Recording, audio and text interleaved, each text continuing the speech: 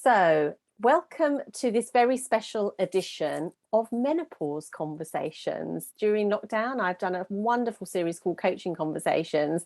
And because of the awareness around menopause, it's only right that we should have as many conversations talking about what it is like to be a menopausal or perimenopausal woman in 2021. It gives me absolute pleasure to introduce my inaugural guest, which is Ana Marques. Ana, thank you so much for being here. I really appreciate you. Tell everyone where you are, actually, because you're not in the UK. Where are you? No, I'm in Lisbon. Which is gorgeous. She's got much better weather than we've got. So let's kick this off. We've got about half an hour and we're going to make this super insightful, interesting. This is going to teach you something. This is going to insightfully show you how we can make it better for menopausal women in 2021. So let me tell you a little bit about Ana. Ana is a medical lead. She works in the pharmaceutical industry. Anna has two gorgeous boys, 13 and 9 years old. And of course, she lives in Lisbon. So what's not to love? But there is so much more to Anna's story that goes beyond that beautiful smile that she has. And thankfully, that smile is there today. But actually, Anna, it's been so lovely of you to allow me to interview you, to talk about maybe how difficult it has been historically. So over to you. Tell us about your journey through the menopausal, perimenopausal years. Where did it start? And actually tell us the highs and lows of that period. So where were you when you first realized something wasn't quite right? Yeah, so Amanda, first of all, thank you for having me here. And I'm very pleased that I can share my experience. And with that, I can help another women going through this and somehow alleviate the suffering, because I've suffered with this a lot, and I, as far as I can do something to help others in this situation, I will do. So I first noticed it that I was menopausal when I was 40, just 40. And I couldn't believe that because I didn't have any sign, any symptom of anything at that time, really. So I was like really astonished when I found out, because the only thing that I was feeling for some months until that time was that I was more anxious. It seemed like I was having, a very high anxiety level for everything. I was being concerned about any regular thing, like the small things in our routine daily basis. So I was like feeling very anxious indeed. And I only found out because I stopped to take my contraceptive pill, and then the menses didn't came. So I thought I was pregnant, and then I did a lot of tests, and no, I was not pregnant at all. And then I started to make more blood tests and to test several hormones. Then my gynecologist told me, indeed, he didn't tell. I was reading my report, my blood analysis report, and I realized I was menopausal, not even perimenopausal or premenopausal, but menopausal indeed at 40. So as you can imagine, for me, it was a shock because I only imagined I would have that new in 10 to 15 years from that time. So I was like, I could not believe. So, but it was the reality. I had to accept that, of course, and then I I start to try to find out, to know what should I do with that diagnosis. So what then for me, it was like a new world because of course it was not the right time, the right age to have a menopause. And then I started reading. Of course, I was being followed clinically by physicians. And I wanted to know what were the best treatments for me. How can I conserve my health? Yeah.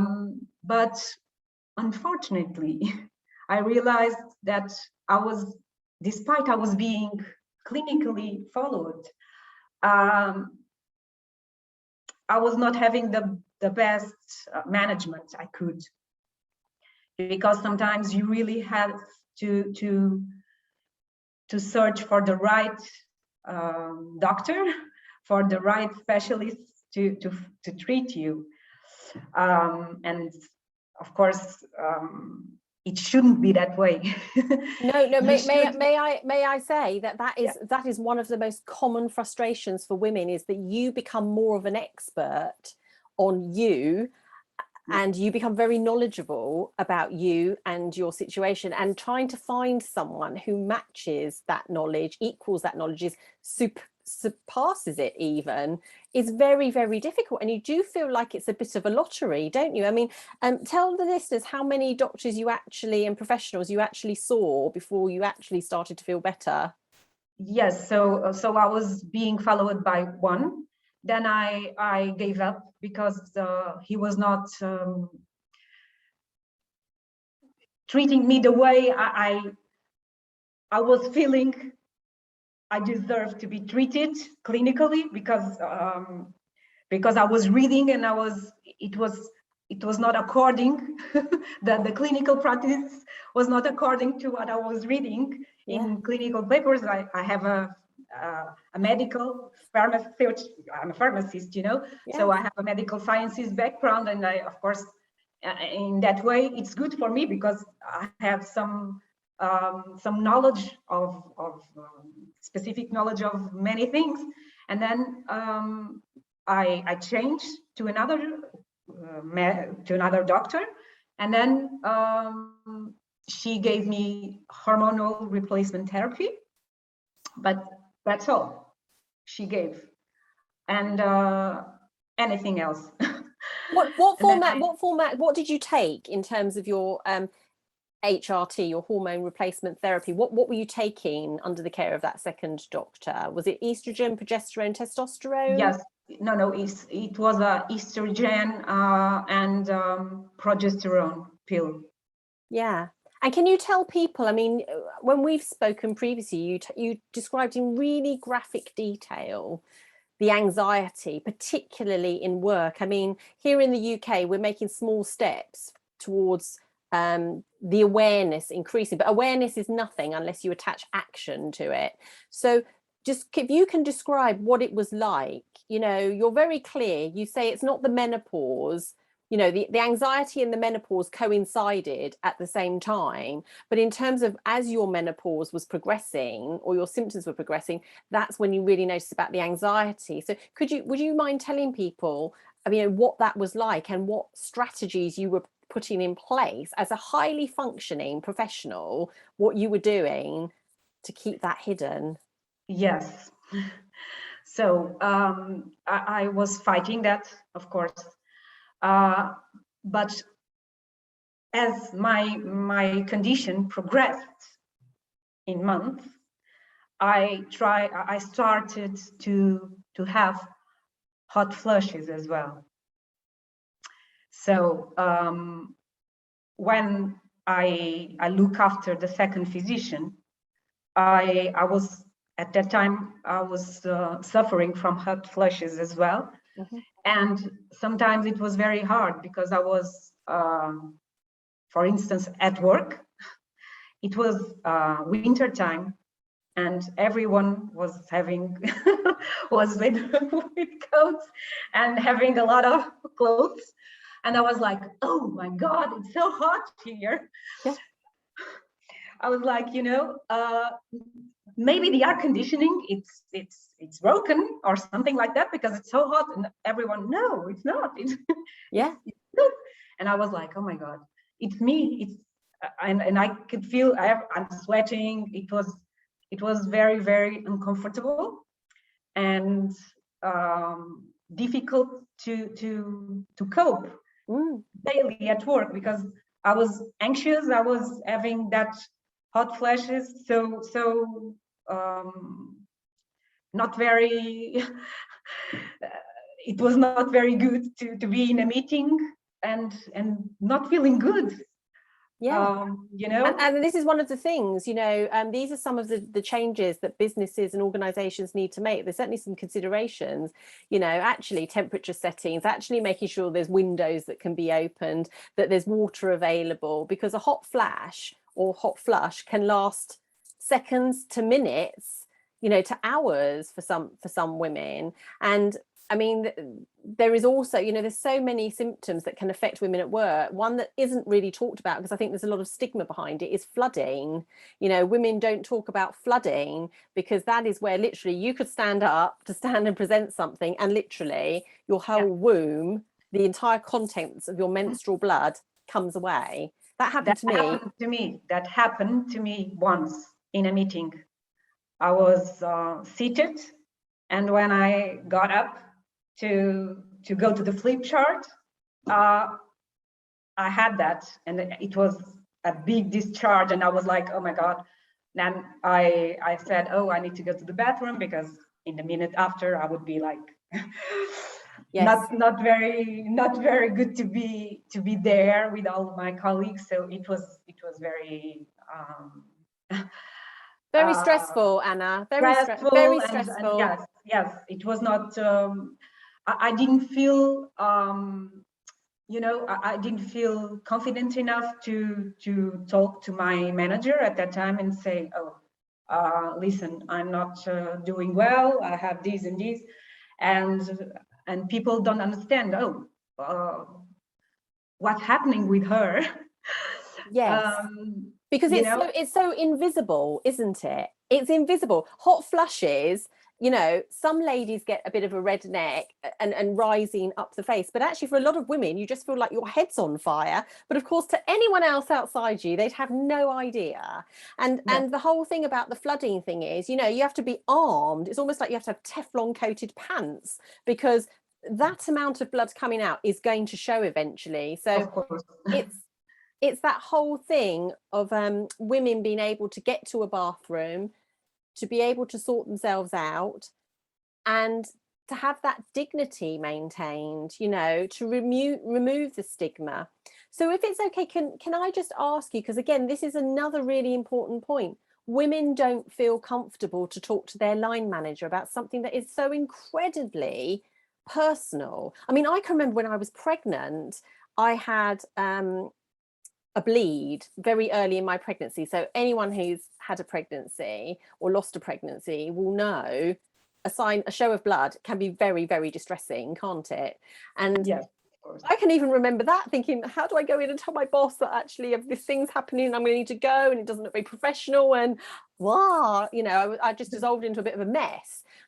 So let alone a woman who's probably at the height of her career, she's really enjoying being in that place. Amanda, sorry to interrupt you, but when that happened to me, when that's big, flooding happened to me, it was like when I was at that time, I didn't have the minimum idea that I was being perimenopausal at that time, because it was long before. It was like 2 years before I started feeling anxiety, because I didn't tell, but I was diagnosed at 40 with menopause, but I was like that apparently since I was 37. Wow. Because when I did my first densitometry, osteodensitometry. It was like osteoscan. It was, I was already osteoporotic. Yeah, so let's explain to people a little bit about that. So as our estrogen levels decline and our testosterone and our progesterone, very big changes take place in our body, our bone health, our heart health, brain health, which is why we get all these symptoms. And I talk often when I present on menopause about joining the dots, but people don't join the dots that, I feel a bit forgetful today. Oh, I'm burning up, or for some unknown reason, I've got this terrible joint pain after doing exercise. People don't connect the dots to say, hang on a minute, this is perimenopausal or this is menopausal. So you're absolutely right. So one of the things that is absolutely imperative is that your estrogen levels are maintained, because that's how you lay down new bone. So the fact that when you went for your DEXA scan, there are degrees of bone loss. You can be osteopenic. And then the most severe is osteoporosis, where your bones have literally gone like lacework because no new bone's been laid down. And this is where people suddenly have a very small fall or a trip, end up with a fractured femur or something, because the bones are like brittle. So when you went, for the people listening, you would already gone straight through that whole cycle to the end.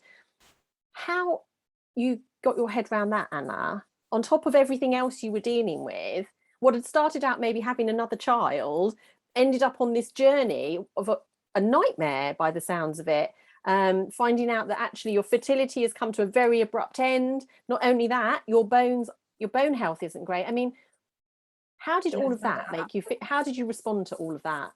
Yeah, I mean, in a way, it was a gradual thing.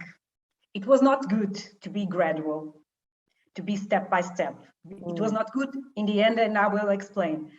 But I didn't realize when I was diagnosed, I didn't realize at that moment that my bone health was as bad as that, unfortunately. So I had some time to adapt myself to my condition. But on the other hand, it was very bad because no physician from the first ones that followed me, no one sent me to a DEXA scan to do a bone scan. So I didn't know my bone condition could deteriorate so quickly.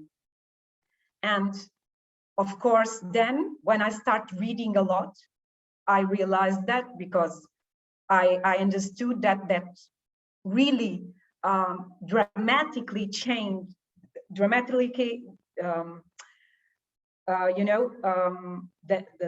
dramatic rise. It's the contrary. The declining of your bone. Decline, the dramatic decline in the estrogen levels was so really so dramatic that caused the bones to be in that state, and because of that, it's joining, as you were describing before. It's by joining the dots that I made my puzzle, and I of course at that point I realized, oh yeah, so the decline was so big in estrogen at 37 that the menopause hit me at such a premature age that my body was not prepared for that, of course. And then that's why I stay like that as a bone health point of view. So finally, when I did my first bone scan, it was like 3 years ago, and I really I was like really sad to know that I was being more than osteopenic. And then I decided, oh no, I'm too young to be like that, and I'm not going to be in a wheelchair when I'm turning 70, for instance. So I need to do something, and I need to do something big for me. And then I completely changed my lifestyle in what regards to physical exercise. I did some physical exercise until then, but not very regular. And oh, today I'm not going, and I was like doing exercise once a week until that point. But then when I realized the severity of my condition, I started doing the opposite. And I was Anna, may I just pause you there, only because there's something so wonderful about this thing, which is that if I can just go back a little bit when we talk about the estrogen decline and link that to stress, okay? Yeah. What we know is that the building block for all your hormones is cholesterol. And when we start to go through the change, the body tries to make up new estrogen by putting fat around our bellies and making estrogen from there. But what we know is that whole system gets interrupted the more stress there is in the body. And I think something about the description you gave me previously about how you were coping with stress and how big the stress was and how that then affected your sleep and how then that affected sleep then affected your functioning in the day, because that absolutely will have accelerated your estrogen decline.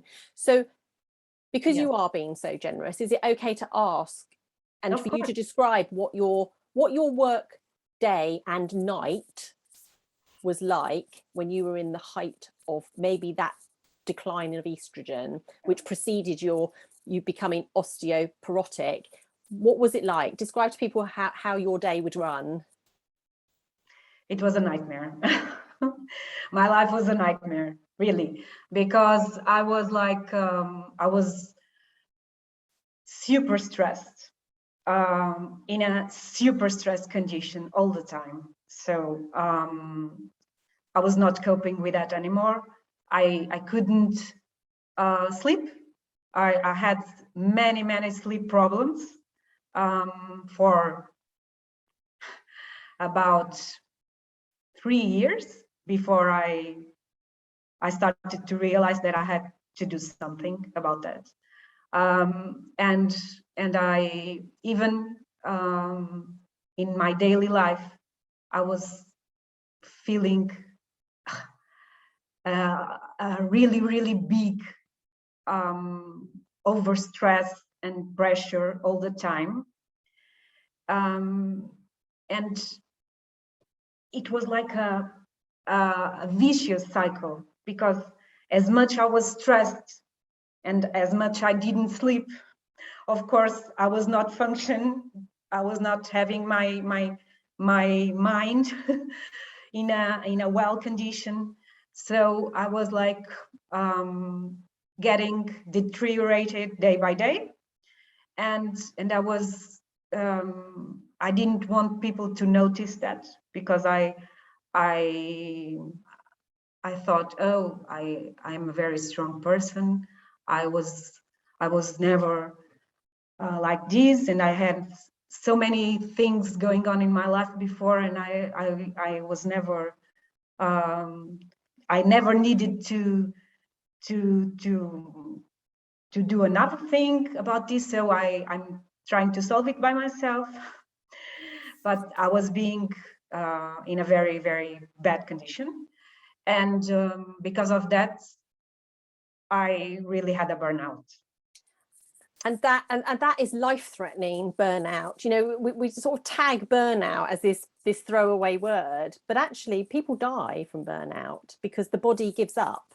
The body's in such a heightened toxic state of stress, you can't cope any longer. You've got that much cortisol in your body that, I think I say this a lot in my sessions, for every dose of cortisol that enters your body, it takes 3 days to come out.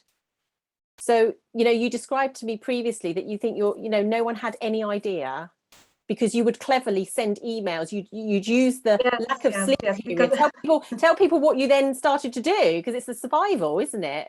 Yeah. So I was very, it was being very difficult for me to cope at work, and I had a lot of difficulty in getting concentrated at work sometimes. So of course I tried to hide, and people always had me as a very good professional, and they were counting on me with that level, you know. And so I was like, oh no, I'm like this, but of course I was not commenting that, and I was trying to hide. So many things that I couldn't do at work because I was not feeling as concentrated as I used to be. And then I did that at my house, at home later. And then of course I didn't want people to notice I was sending emails late at night, so I would put, I normally would put the delay the delay button for them to be received only the other day in the morning. And so I was trying to show a completely normal routine at work until the day I couldn't, because it was a time that really I couldn't cope anymore. And you were hiding it at home as well, weren't you? You talked about your beautiful boys. You were because they were so because at that time they were so young, and I didn't want them to know that I was like feeling like that, and mainly because they were very immature already and young to understand what was like to have a depression, what was like to have a burnout. So they usually, the youngest one used to ask me, "Oh, Mom, why are you so sad?" And I was feeling so bad. And I was thinking, oh, he thinks I'm sad. And I said, no, I'm not sad. I'm just tired. I'm having too much work to do, so I'm very tired. Oh, Mom, please take care of you. Oh, heartbreaking. And then now I realize I should have assumed more, and even with them, I should have shared more and say, yes, I'm going through a difficult time, and sometimes people stay like this because it's part of life, it's normal.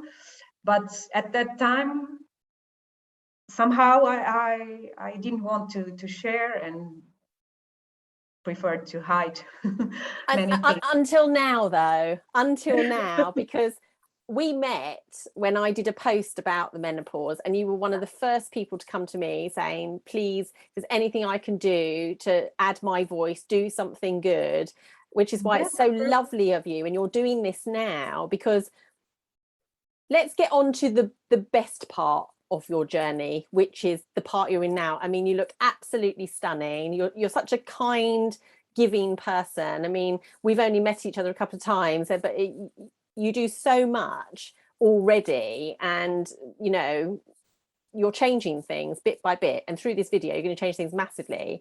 So let's start talking about, what do you wish you'd have known back then? What would you do differently now? So when you talk about work, let's pick them off one by one. What would you do differently now that would advise women and men who are watching this? What would you do differently now? So definitely in what regards work, I think it's very important to have a conversation with your manager, being frontal, being honest, and saying what's going on, because it's normal, and we need to really to break the stigma. To only talking about things are going to be valued, and really it's our lives are the most precious thing we have. So we need to take care about it. We need to do something about it. So that's why I'm giving this talk to you and to share with you my experience, because if someone at that time told me, oh, please don't do that, it's going to jeopardize you, because by hiding things to yourself, that's not going to help anyway, because nobody will know. Nobody can do anything if they don't know what's going on. So really, you need to share more, even if it's hard. I know sometimes it's hard, but it's your right to share what are you going through at that time. And not to be judged for it, and not to be judged, because there's two very important things that you said there. It's about being open because it's natural. This is something that will happen to every woman on the planet, 51% of the population. 51 is a golden number when we talk about menopause. It also happens to be the average time for a woman to experience menopause. But actually, it's about having the confidence to sit down with your manager and know that they've got the knowledge, the compassion and kindness, and they're not judging you. Those things are really, really important. So we're not even anywhere near that yet. Most people have no idea what the menopause is about, other than this thing that gets talked about in October, every once a year. Thankfully, that's starting to change with things like the Make Menopause Matter campaign, which is getting international notoriety. Because and I think it's a really, really great initiative. Yes. So what else? I mean, we know that certainly in Portugal things maybe haven't progressed as quickly, and there's generally mass education. I mean, coming back to your own healthcare, what do you know now that you wish you'd known then that you could do to join the dots a bit more for yourself? First, let me just go back to say one thing. Yeah.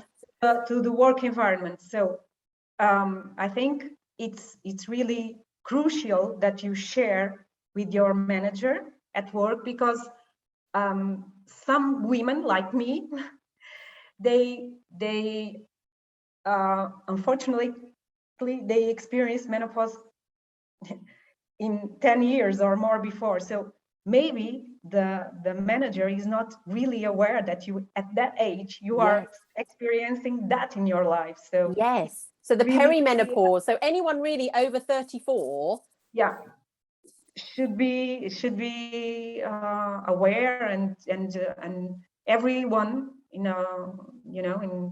the business world should be prepared to have these conversations, because brilliant.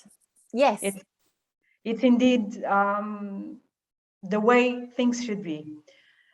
Then you were asking about the healthcare. So your actual health, knowing about, so treatment, what would you say to women that they can start to do now to join the dots in a more positive way than you or I were able to? Mm-hmm. I think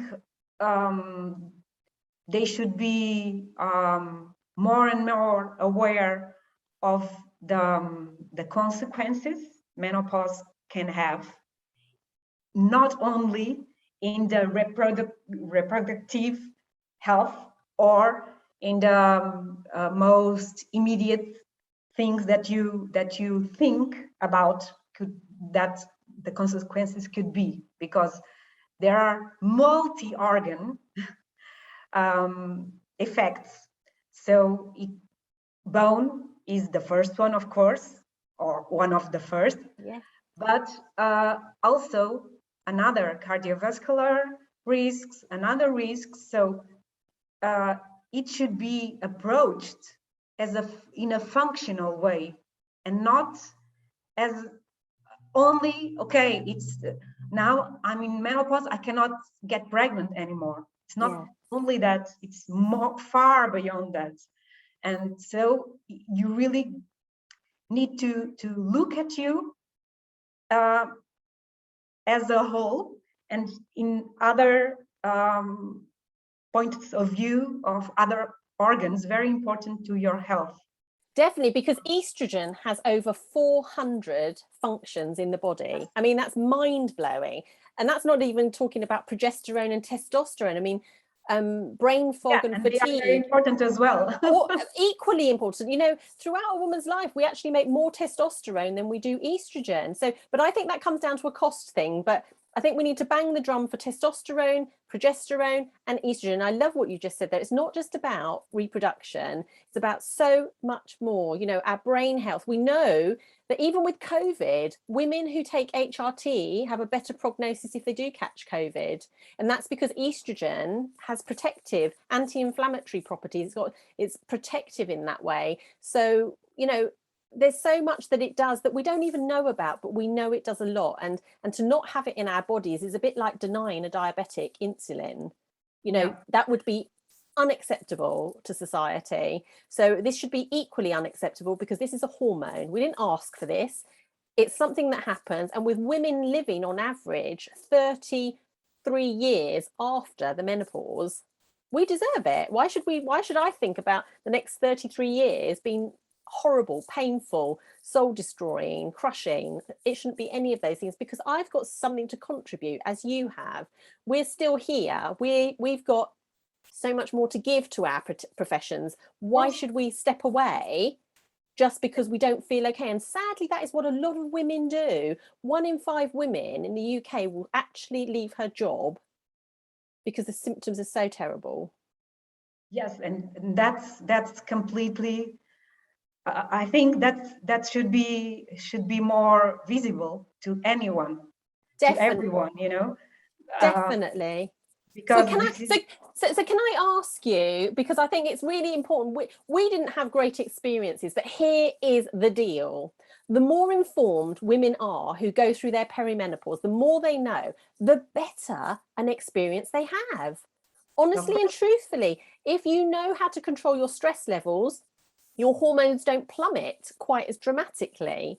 You know, your longevity, your quality of life is so much better the more informed you are. And so now that you have come out the other side, and all credit to you, Anna, because you've been your own medic for all these years, much like I have been. I'm such a specialist at menopause now, and so passionate about it.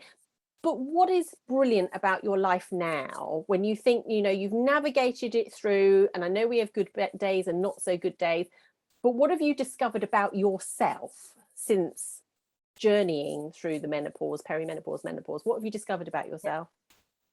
I realized that I had really, I knew my power and my will to do things, but I really discovered that it was much bigger than I thought.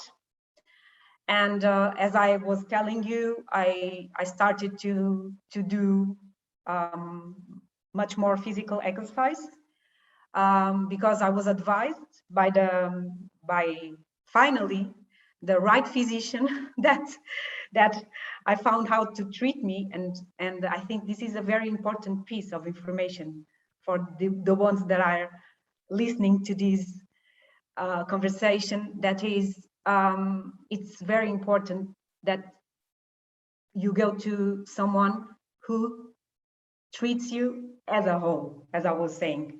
Yes. Like a functional medicine physician that verifies all and checks all the levels of your body, not only some of them. So you need to do vitamin D, you need to do calcium, you need to do another very important nutrients or elements, Yes, like magnesium, zinc, yes, selenium, so testosterone as well. yes. As you were Because telling, not magnesium only is estrogen so and important. progesterone. Yeah, and magnesium is so important in terms of sleep. And if anyone is going through the perimenopause, you know, magnesium is known for helping us to sleep, but so is progesterone. Progesterone is really sleep inducing. I take that at night and I'm like asleep within minutes. But I never was able to do that. So you're so right. It's about having the right person who appreciates that there are 400 functions of at least one of these hormones in the body. So let's join the dots to see how that's affecting your calcium, your bone production, your bone restoration and protection, your heart health. What's your cholesterol doing? Because I presented with my doctor with a cholesterol of 6, which is off the charts. And they just were looking at me going, can't quite figure it out. And I was going, well, I can figure it out. It's because I'm perimenopausal. So it's about people looking at everything and putting all that information around the person. You're so right, Anna. That is so important. And tell people what exercises that you do, because you do like some really amazing stuff. What do you do? So I was advised to do exercise, physical exercise, but with impact. Right. So I started to, I unfortunately, I don't like to run. Me neither. Me neither. We're in good company. And my physician, she told me, oh, Anna, you need to run. And I told her, oh, but I hate running. And then I asked her, can I do another kind of exercises like step, but with a high impact step or things like this? And she said, yes, that's okay. And then I started to have high impact classes, doing step classes, but very high impact ones. Also, I started let's tell people why, because what is it about the impact of, say, your because foot? you need to produce bone. You need to make bone. And that's the signal to your body, isn't it? When we do impact, high impact, any jumping, real force. The osteocytes are stimulated. You need to produce bone. Yeah. Brilliant. So people can make that connection for themselves. So it's not just about doing HIIT workouts or running. It's about a combination of things, isn't it? Really. Yes, and what else do you do? So I started to have dance classes as well, but like samba, Yeah. because samba you have to jump and you have to do a lot of little jumps, and that's good for the ankles. And that stimulates as well the bone production. And I started to do yoga, a specific kind of yoga for bones with gravity. A lot of it's methods that works with gravity, and it's special for the bones. And I started to have it twice a week as well. So and another things, I everything that I know that's good for my bones, now I do it. I started to do another modality of yoga as well. Aerial yoga. You are in suspension. Wow. So I'm doing that classes for about 1 month, 1.5 months ago. And it's so good for our well-being, isn't it? Because we also know that when you walk and when you use your muscles, we make something called brain-derived natriuretic factor, and that helps our brains to grow. So movement of any kind is amazing. Taking testosterone as well helps with that muscle, because actually as we get older we lose muscle tone. So all the things that you're talking about, so resistance training, if anyone's listening to this, using TheraBands, you can use them for Pilates, anything that uses your own body weight and adds that resistance, that will help grow the muscles, build the muscle that then supports the bones and the joints, etc. So everything we do affects all those dots that are joining all of these things, isn't it, Anna? Yes, indeed. And of course the yoga and meditation as well that I started to do. It's very good for mindfulness. Yes. It's very good for your stress to go low, and you try to really learn how to disconnect a little. And one of the most important things is that you need to learn how to breathe. Yes. Because breathing exercises, they are very good for your relaxation.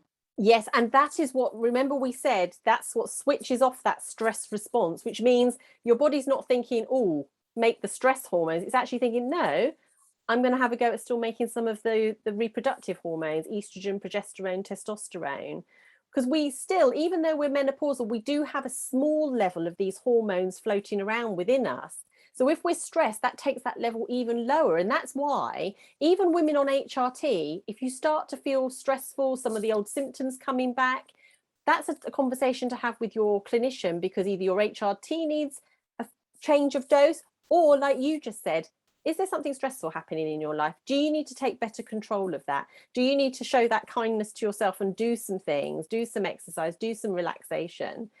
But I suppose as we draw our interview to a close, Ana, I mean, the success of everything you've talked about is evident because you're sat here. And we mustn't underestimate that. There was a very sad news article here in the UK about a lady who did take her own life because the symptoms of menopause were just so horrific. She couldn't imagine being here and existing with those. I mean, it is awful, really upsetting that someone is without a wonderful person because of the menopause. And we mustn't underestimate, but thankfully you're one of those people who, because of her persistence, and it shouldn't have to be like that, by the way, but because of your persistence, you're here today, flourishing, thriving. You're you know, a beautiful person inside and out, and I'm so grateful that you felt able to share this story. Well, you really are, and I love talking to you, and the fact that, you know, you have a story to tell, but actually you're telling millions of women's stories. It's hard to be a woman in 2021. It's not easy, but there's a lot of us having a go, and a lot of us doing really well at it. So I know when we put this video out, so many people will want to connect with you because it's such a beautifully empowering story. It, like any good stories, it's got its highs and its lows, but it's got a wonderful ending. It's got a wonderful ending. And so tell people how they can get in touch with you, Ana. If people want to connect with you, what's the best way for people to connect with you?